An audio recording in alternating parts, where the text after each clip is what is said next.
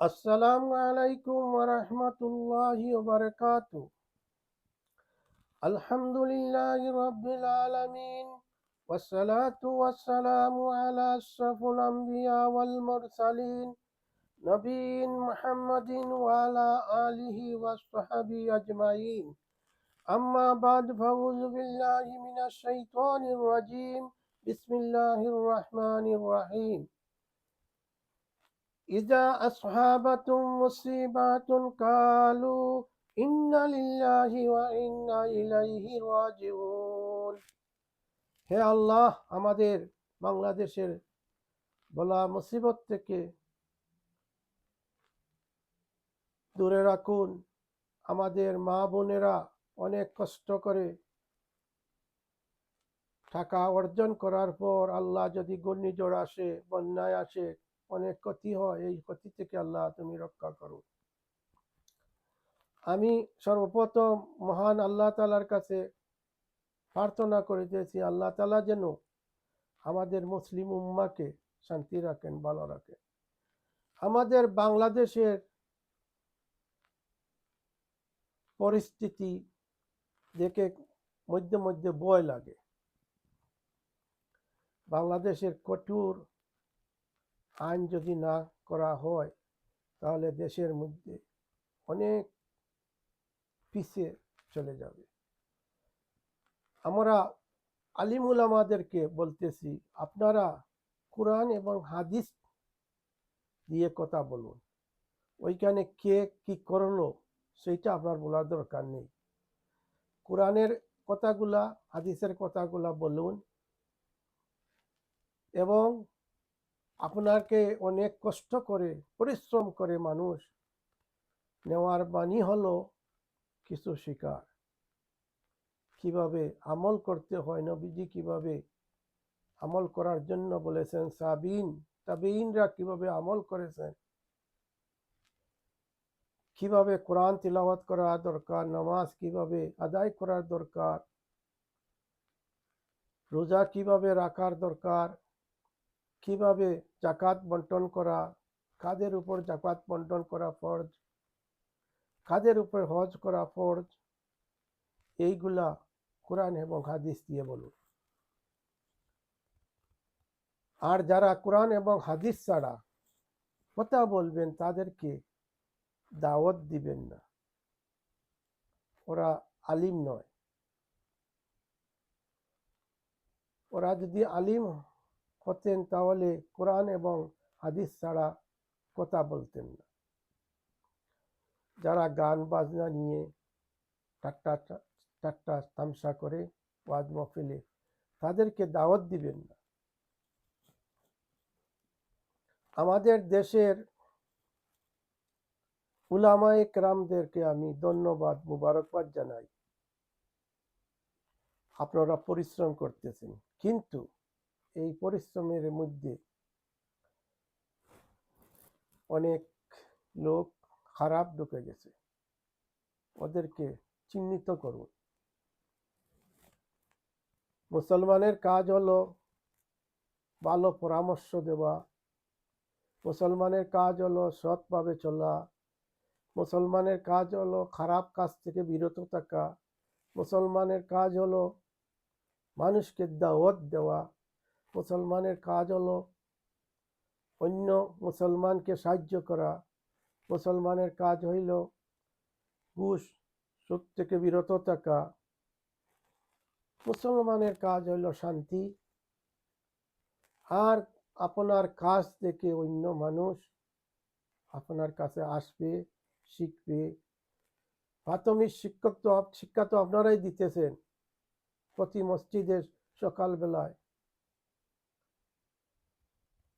সেই সময় ভালো করে বুঝাবেন কিভাবে নামাজ পড়তে হবে, কিভাবে প্রতি বছরের রোজা 1 মাস রাখতে হবে, কিভাবে জাকাত বন্টন করতে হবে, কিভাবে হজ করতে হবে, আর কিভাবে কালিমা শাহাদাত পড়তে হয়। কালিমা শাহাদাত অন্তরে রাখতে হবে। আপনারা যদি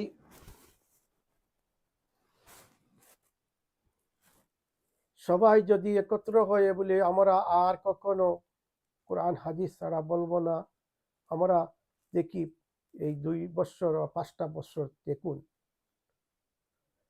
আমাদের বর্তমানে আলিম উলামারা, নাম বলবো না, তারা কোরআন এবং হাদিস দিয়ে কথা বলতেছেন, তাদেরকে মানুষ কিভাবে সমর্থন জানাচ্ছে, কিভাবে মায়া করতেছে, কিভাবে তাদের কথাগুলা শুনতেছে। আপনারা এইগুলা শেখান। আজ থেকে 50 বছর আগের আলিম ওলামারা অনেক উৎসাহ দিয়েছেন কি নমাজ পড়ার জন্য, ঘরে ঘরে গিয়েছেন, আসো নমাজ পড়ি। তাদের তুলনা আর আপনাদের তুলনা দেখুন। আপনার ডং তামসা করবেন, আপনাদের সামান্য সময় মানুষ এনজয় করে, ফুর্তি করে, পরবর্তীতে গালি দিবে। প্রিয় উলামা একরাম, সরকারের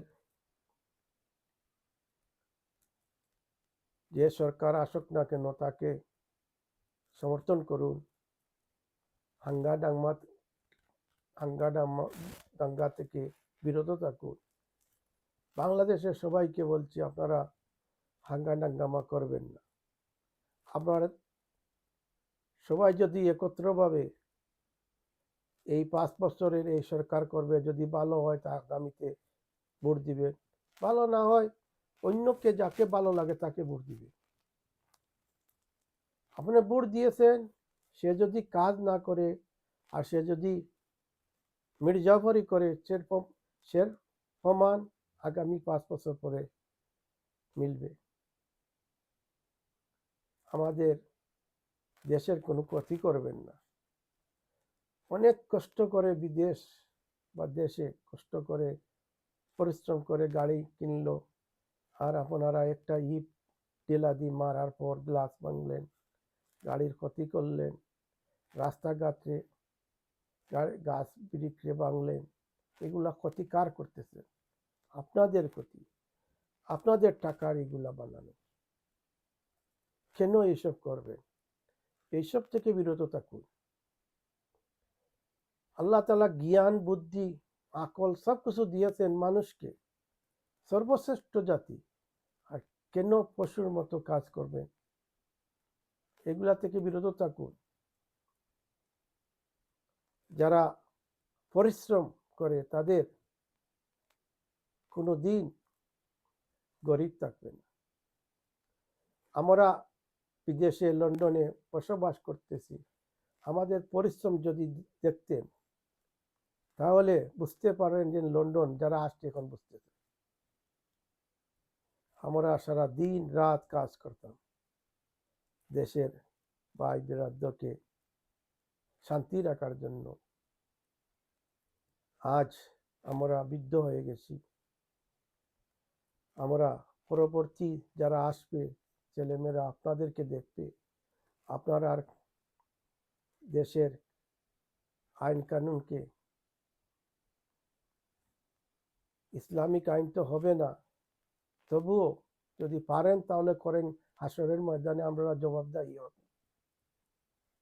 মুসলমান ব্যক্তি হয়ে কেন আল্লাহর আইন পালন করলেন না? এইটার তো প্রশ্ন করলে আল্লাহ কি জবাব দিবেন?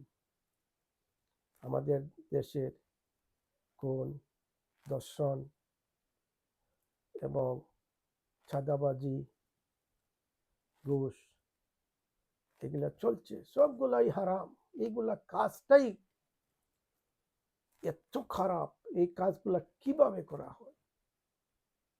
প্রিয় দেশবাসী, আপনারা সবাই সজাগ থাকুন। এই ভিডিও দেখুন, অন্যকে দেখার সুযোগ করে দিন। আমাদের কথা ভুল ত্রুটি হতে পারে, তবে আমরা দেশ সুখী চাই, দেশের আইন কানুন দেখতে চাই ভালো। আমাদের ছেলেমেয়েরা যাবে নিরাপত্তা তাদের থাকতে, নিরাপত্তা যদি পায় তাহলে বারেবার যাবে। কেন যাবে? অন্য অন্য জায়গায় দেশে যাবে। ইনশাআল্লাহ সবাই ভালো থাকুন, সুস্থ থাকুন, এই কামনা করে আজকের মতো বিদায় নিলাম। আবারও আসসালামু আলাইকুম রহমতুল্লাহি ওয়া বারাকাতুহু।